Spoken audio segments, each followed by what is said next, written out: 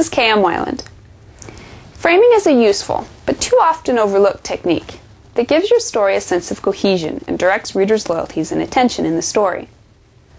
Frames bookend a story with definitive opening scenes that introduce readers to pertinent characters, settings, and themes, and closing scenes that bring the story to a resonant full circle.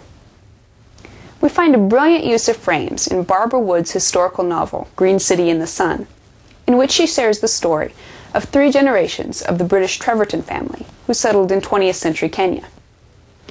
Framing is particularly important in a story such as Wood's, which spans decades and includes a huge cast of characters.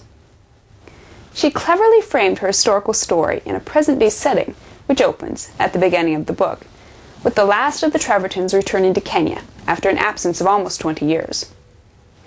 Wood connects readers to the character, but even more importantly, interests them in the secrets of the family's past, which will have a huge effect on this character's own life. In so doing, Wood sets the stage for the 600 pages of generational saga to follow. As the saga nears its close, and the characters from the opening chapter returns to play her own part in the story, Wood effortlessly brings the story full circle and gives readers a beautiful sense of closure.